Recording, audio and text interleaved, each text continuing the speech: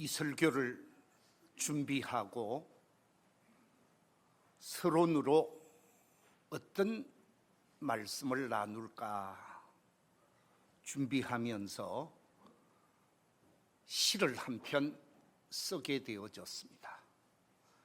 제가 지은 시로 오늘 말씀의 서론을 열어가고자 합니다.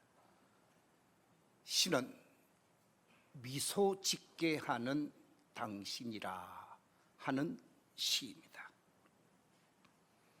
내 마음 거울 속에서 언제나 만나는 당신, 당신을 생각만 해도 겨울 나무 같은 가슴에 남풍 불어와 생수 흐르며 새움이 돋아나고 꽃동산 이롭게 하시는 당신은 라파의 손길, 세미한 당신의 음성 내 귓전에 속삭일 때 사랑에 밀어대어 나의 영혼 꽃피게 하며 광야 같은 세상살이에 지치고 힘이 들어도 나 그대 생각하면 머라피 활화산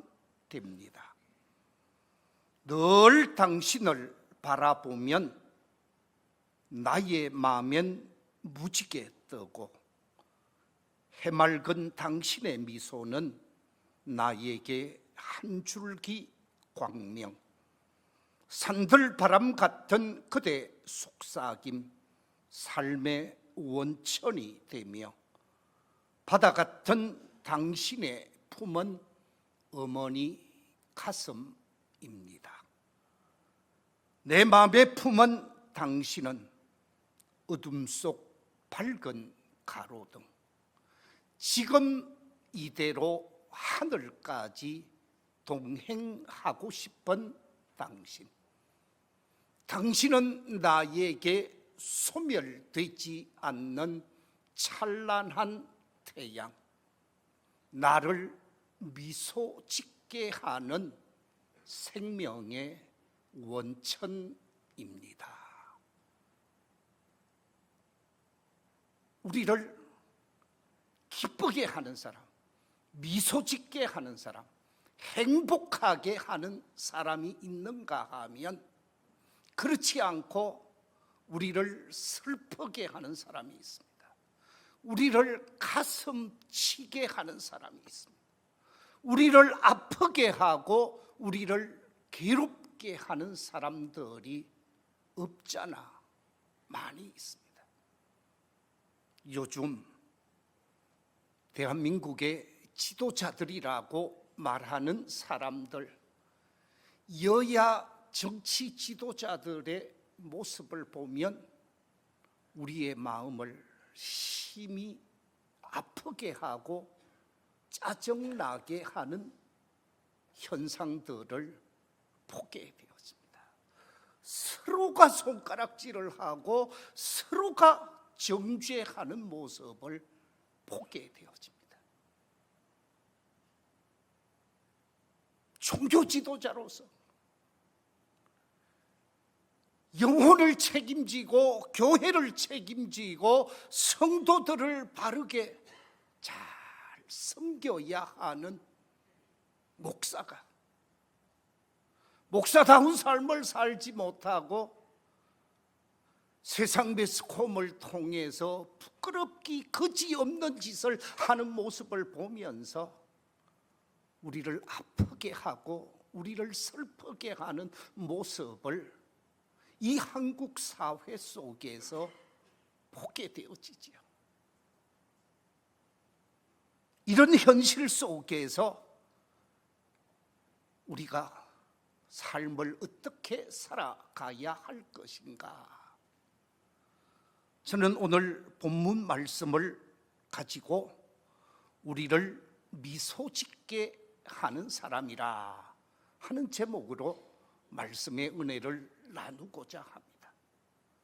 오늘 본문 속에 보면 세 종류의 사람이 등장하고 있습니다. 본문 속에 등장하고 있는 세 종류의 사람 가운데 제일 첫 번째 등장하는 사람은 정죄하는 사람들입니다. 시민을 향해서, 형제를 향해서, 같은 민족을 향해서 정죄하는 서기관과 바리새인들이 등장을 하고 있습니다.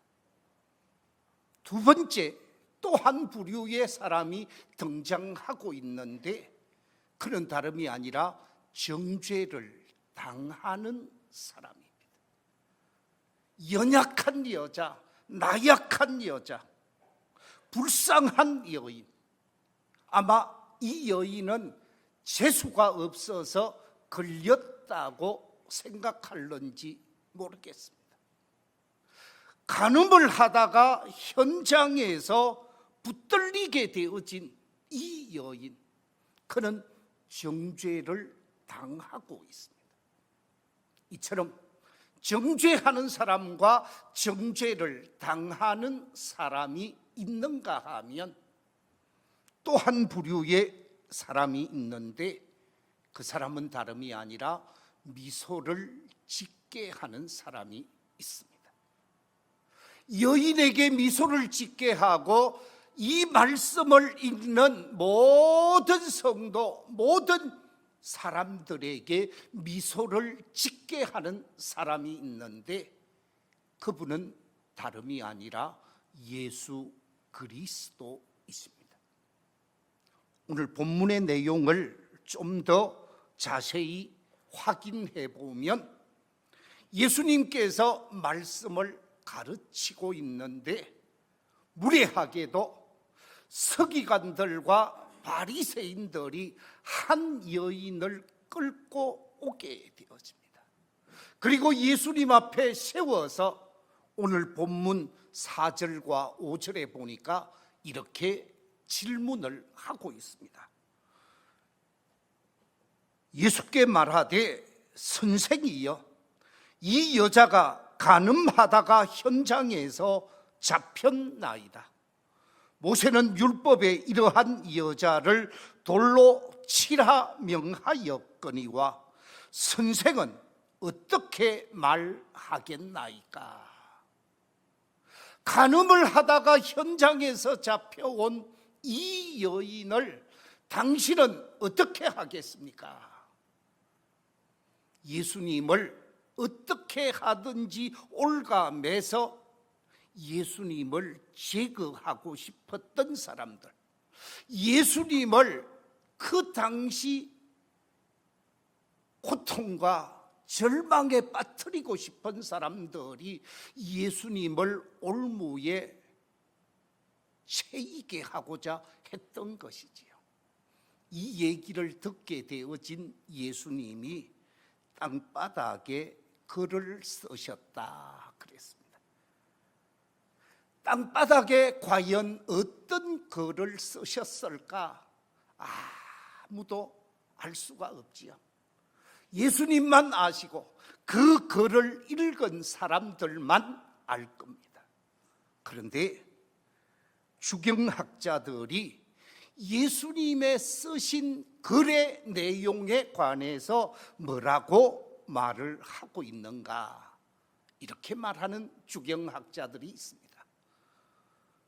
보이지 않는 곳에서 우리의 은행을 보고 계시는 주님이 기록한 그 내용은 자신을 시험하며 간음한 여인을 정죄하고 있는 종교 지도자들의 그동안 잘못된 은행과 죄악상을 기록했을 것이다 라고 주장을 하고 있습니다. 저도 맞을 것 같습니다. 예컨대 지금 예수님을 찾아와서 여인을 앞세워서 예수님을 올무에 넘어뜨리려고 하는 사람, 시험에 넘어뜨리려고 하는 서기관과 바리새인들이 당신은 어떻게 하겠습니까? 질문했을 때 예수님이 땅바닥에 글을 쓰는데, 예컨대 몇 날, 몇 월, 몇 시, 어디에서 이런 잘못을 저지른 사람이 여기 있고, 언제 어디서 이런 잘못을 저지른 사람이 여기 있고, 그러면서 나쁜 짓 한 것, 못된 짓 한 것, 아무도 모를 것이라고 생각했던 거기에 참여하고 있는 서기관들, 바리새인들의 죄악상을 하나하나 적었다는 거예요. 그리고 난 다음에 허리를 굽혀서 예수님이 한마디 하게 되어집니다. 예수님이 한마디 하게 되어지는 내용이 무엇입니까? 7절에 보니까 너희 중에 뭐가 없는 사람요?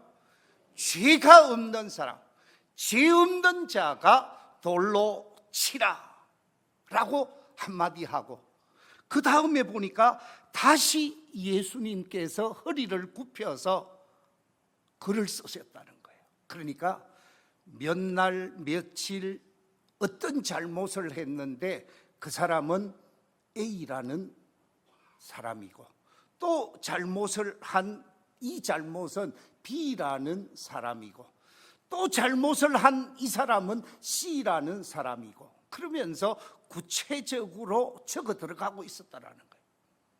그때 자기가 잘못한 것을 예수님이 적고 있었으니까 예수님을 찾아와서 시험했던 서기관과 바리새인들의 마음이 뜨끔했을 거예요. 그러니까 여기 있다가는 옆에 내 이름까지 적겠다 싶어서 한 사람 한 사람 빠져나갔다라는 거예요. 다 빠져나가고 난 다음에 예수님께서 이 여인에게 질문을 합니다. 10절에 보니까 여자여, 너를 고발하던 그들이 어디 있느냐? 너를 정죄한 자가 없느냐? 하고 질문을 하니까, 예, 선생님, 아무도 없습니다. 아무도 없다라는 거예요. 그때 예수님께서 다시 11절에서 이렇게 말씀하고 있습니다. 나도 너를 뭐하지 아니하노니? 정죄하지 아니하노니 가서 다시는 죄를 범하지 말라.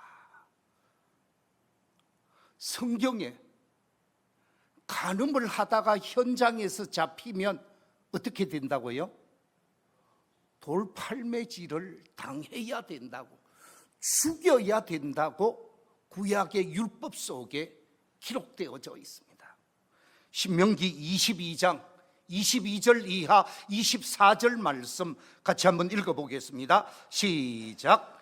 어떤 남자가 유부녀와 동침한 것이 드러나거든 그 동침한 남자와 그 여자를 둘 다 죽여 이스라엘 중에 악을 제할지니라.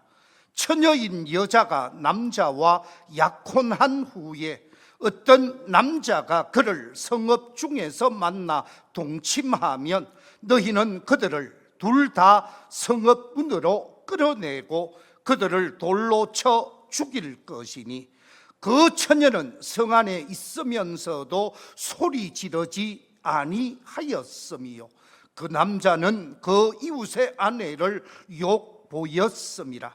너는 이같이 하여 너희 가운데에서 악을 제할지니라. 잘못을 범하면, 죄악된 삶을 살면 그 죄악에 맞는 대가를 지불하라고 하는 것이 율법의 가르침이었습니다. 그래서 레위기 20장 10절에도 보면 이렇게 말씀하고 있습니다. 누구든지 남의 아내와 간음하는 자, 곧 그의 이웃의 아내와 간음하는 자는 그 간부와 음부를 반드시 어떻게 하라고요? 죽일지니라. 법은 죽이는 거예요. 법은 돌팔매질을 해서 죽이는 것이었습니다. 이것이 질서를 세우고 이것이 더 이상 죄를 확산하지 않도록 하는 장치였습니다. 그런데 예수님께서는 법으로 사람을 다스리고자 하지 않았습니다. 이 법을 적용하기 이전에 그 여인을 용서하고 사랑하게 되어집니다. 예수님은 모든 죄인들을 향하여 수고하고 무거운 짐진 자들아 다 내게로 오라고 그랬습니다. 그래서 그들이 지은 죄와 그들이 지은 잘못과 그들이 지은 허물을 다 용서하시고 죄 사함 받게 하신 분이 예수님이십니다. 이런 예수님께서 잘못을 뉘우치고 잘못을 고백하는 이 여인에게 정죄한 것이 아니라 방금 읽었던 말씀처럼 나도 너를 정죄하지 아니하노니 다시는 죄를 범하지 말라라고 말씀하면서 용서하시는 주님, 사랑하시는 주님의 모습을 보게 되어집니다. 그렇습니다. 사랑과 용서는 우리의 입가에 미소를 띠게 하는 것이죠. 우리를 미소 짓게 하는 삶은 용서하고 사랑하면서 삶을 사는 것이라는 말씀입니다. 사진 한 장을 보여드리겠습니다. 저 사진은 한 청춘 남녀가 결혼식을 하고 새 출발을 하기 전에 목사 앞에서 두 사람이 손을 잡고 기도하는 서양의 결혼의 한 풍습입니다. 여러분, 저 사진 속에서 신랑과 신부가 뭐라고 기도했을까요? 아마 두 사람 사이에 기도할 수 있는 다양한 기도 제목이 있었겠지만 남편은 하나님, 제게 이런 귀한 아내를 주셨으니 일평생 사랑하며 섬기며 살게 해 주십시오 하고 기도했을 것입니다. 아내도 내게 이렇게 멋진 남자를 내 남편으로 허락해 주셨으니 잘 받들면서 사랑하며 살게 해 주십시오 하고 기도했을 것입니다. 그런데 우리가 가정을 이루고 삶을 사노라면 정말 사랑하고 용서하고 섬기며 살면 얼마나 좋겠습니까? 그렇지 않을 때가 많다라는 거죠. 정죄할 때가 참 많습니다. 심판하고 판단할 때가 참 많습니다. 그래서 마음이 깨어지고 아프게 되어지죠. 왜 이혼을 하고 왜 나누어지고 왜 갈등을 하느냐?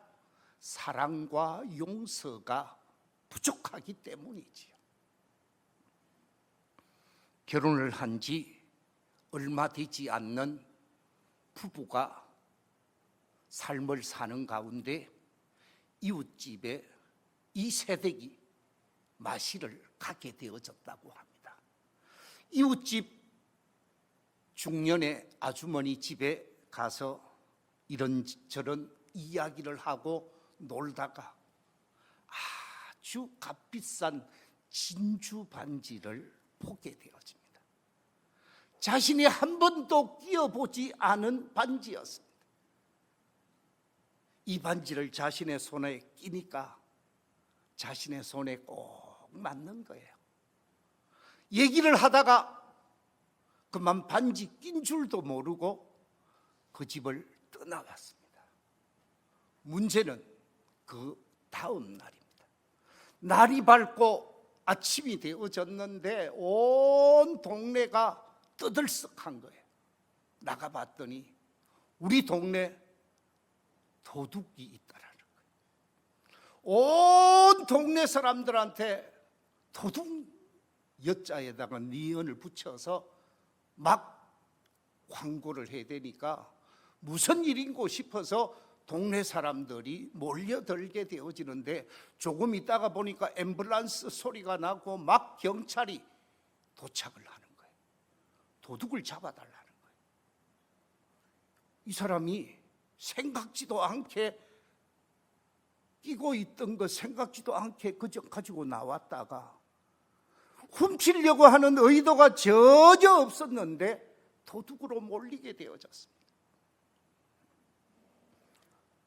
남편이 퇴근을 해가 오는데 앰뷸런스가 있고 동네 사람들이 막 시끌벅적하게 되어지는데 가만히 보니까 자기 아내가 도둑으로 몰려서 입에 담지 못할 욕을 듣게 되어지는 거예요. 그때 자신의 아내가 그렇게 어려움을 당하는 모습을 보고 남편이 거기 있는 그 아주머니와 동네 사람들에게 이렇게 항변했다고 합니다. 제 아내는 절대 그럴 사람이 아닙니다. 왜 내 아내에게 그런 누명을 씌우는 것입니까? 나는 내 아내를 믿습니다. 그러니 모두 다 돌아가 주십시오.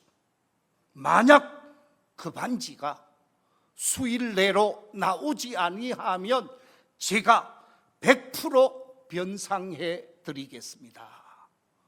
변상한다고 하니까 아주머니도 조용해질 수밖에 없었고 경찰도 더 이상 문제를 삼지 않게 되어졌습니다. 동네 사람들도 다 돌아가게 되어졌습니다.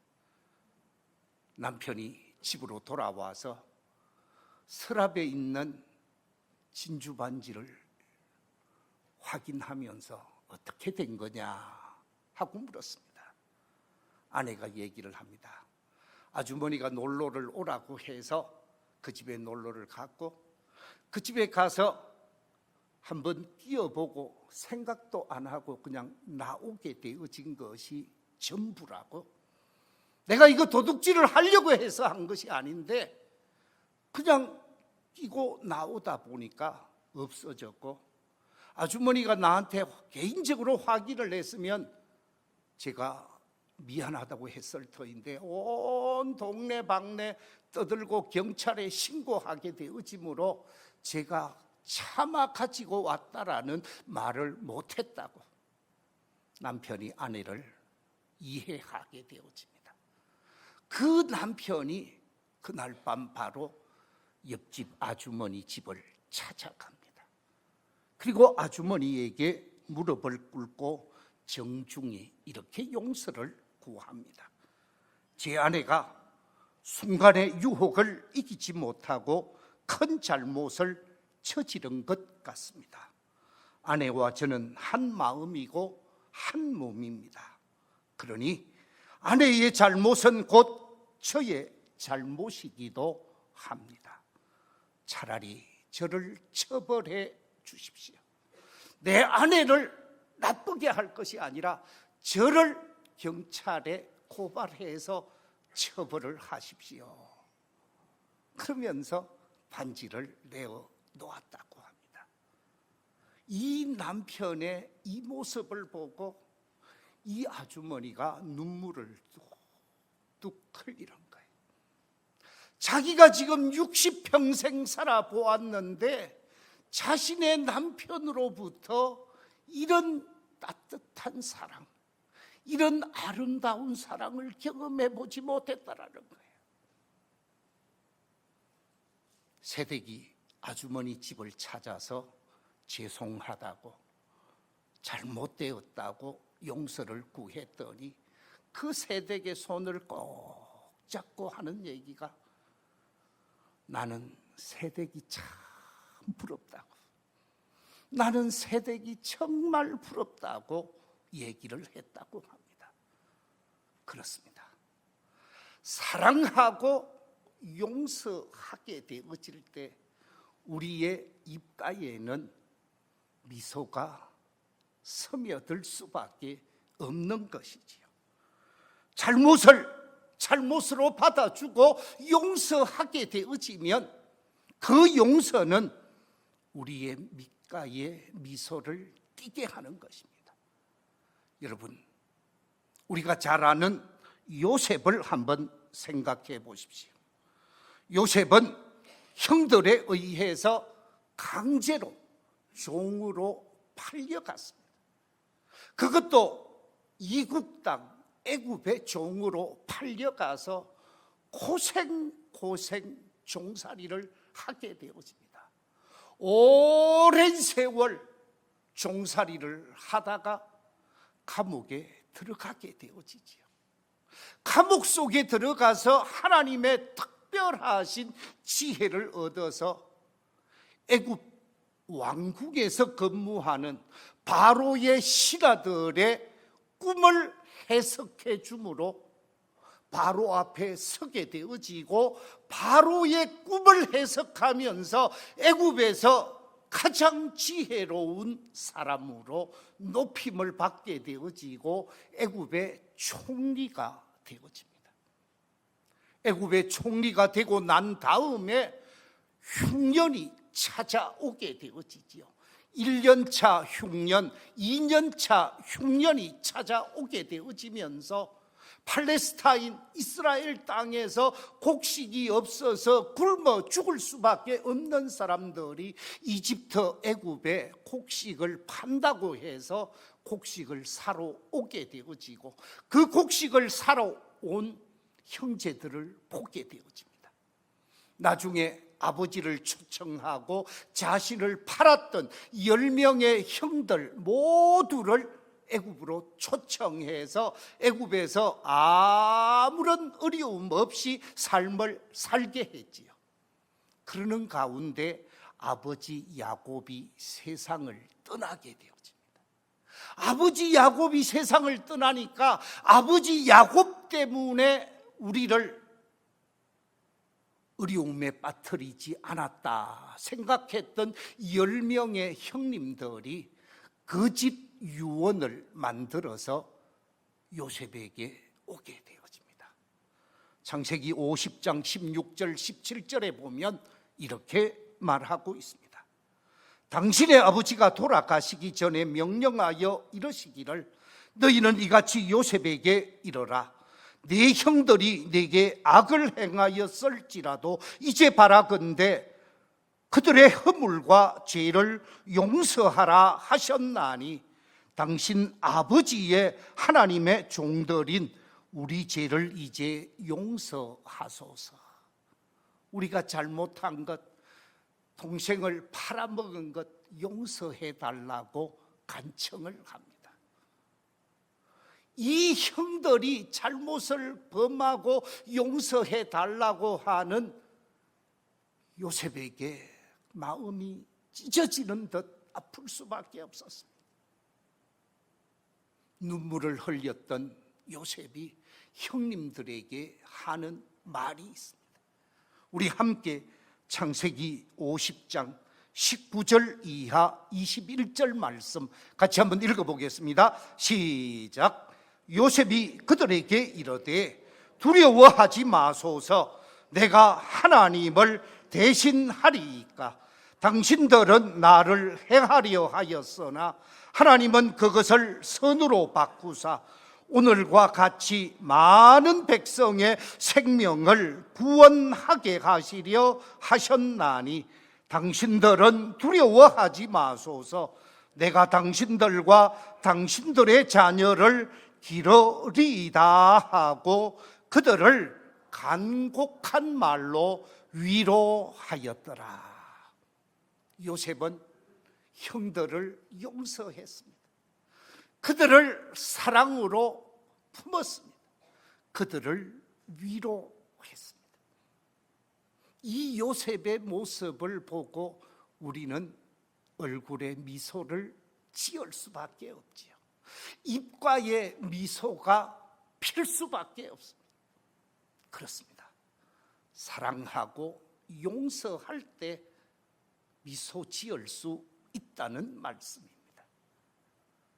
아마 우리가 잘 알고 있는 에이브라함 링컨, 아마 여러분들 잘 아실 것입니다. 이 에이브라함 링컨의 정적이 있었지요. 이 에이브라함 링컨의 정적이 스탠톤이라는 사람입니다.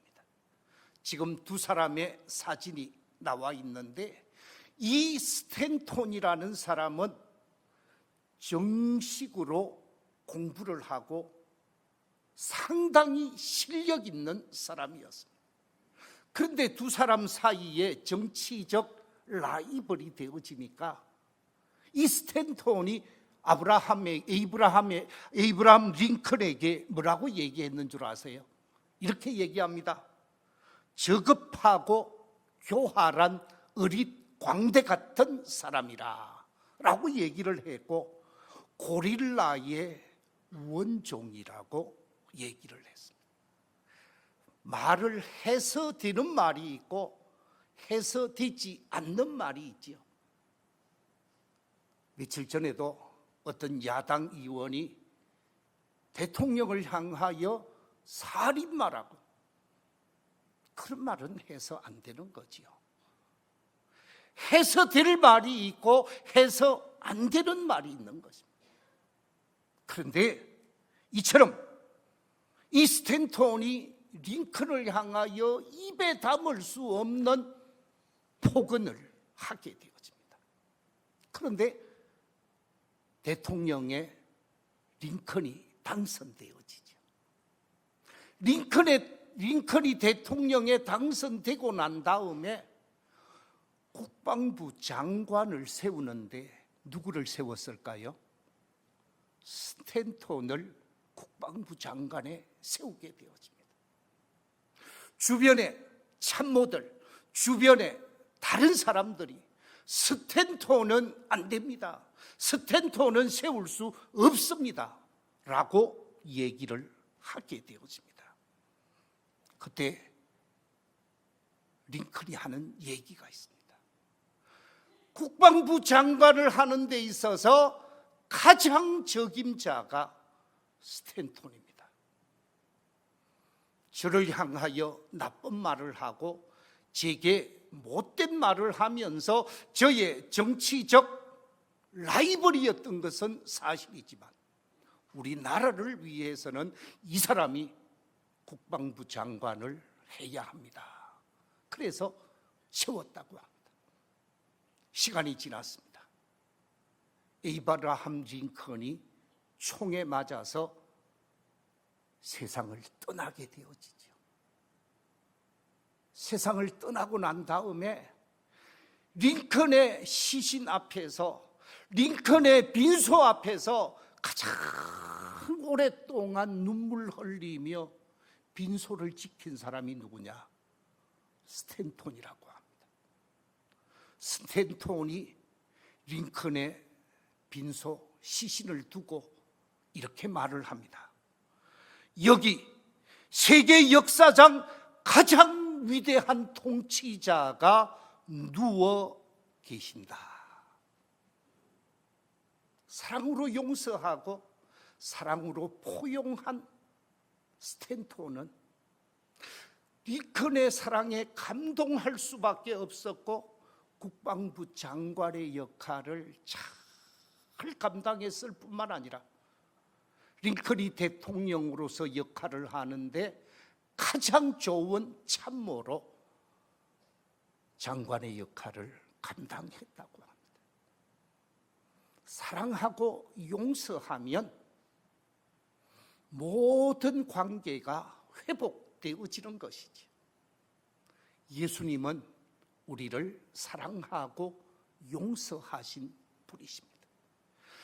우리가 바라보고 있는 저 십자가는 하나님의 사랑과 예수 그리스도의 피 흘림의 용서를 나타내는 상징적인 도구이시죠.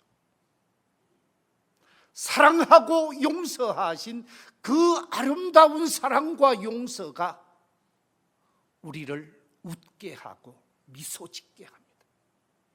오늘을 살아가고 있는 이 시대 속에서 세상 사람들이 서로 정죄하고 서로 싸우고 있는 이 현실 속에서 사랑하고 용서하면서 가족을 미소 짓게 하고 교회를 미소 짓게 하고 세상을 미소 짓게 하는 아름다운 삶이 저와 우리 모든 믿음의 가족들 속에 있게 되시기를 주의 이름으로 축원합니다.